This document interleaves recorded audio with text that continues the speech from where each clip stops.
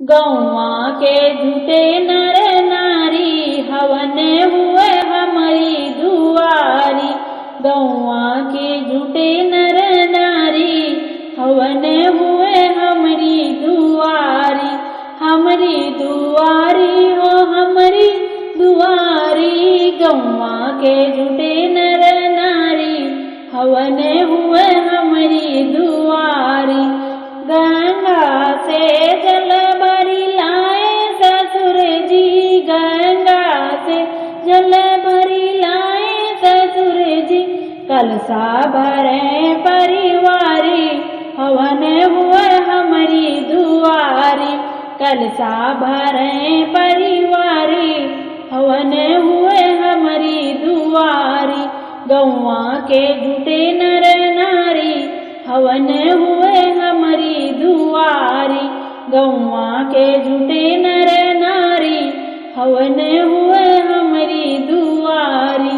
गैया के घियना ले आवे जेठ जी। गैया के घियना ले आवे जेठ जी।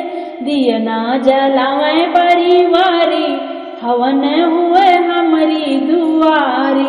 दियना जलावे परिवारी हवन हुए हमारी दुआरी। गौवा के जुटे नर नारी हवन हुए हमारी दुआरी। गौवा के जुटे नर नारी हवन हुए हमारी दुआरी।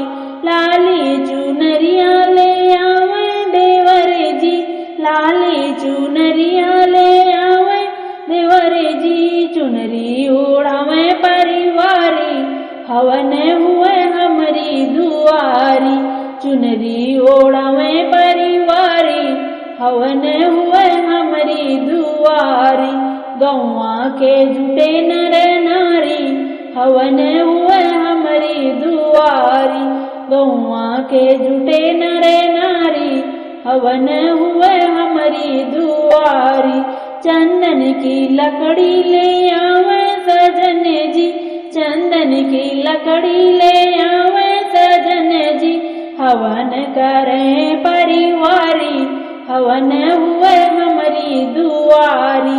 हवन करें परिवारी हवन हुए हमारी दुआरी। गौवे के जुटे नर नारी हवन हुए हमारी दुआरी। गौवा के जुटे नर नारी हवन हुए हमारी दुआरी।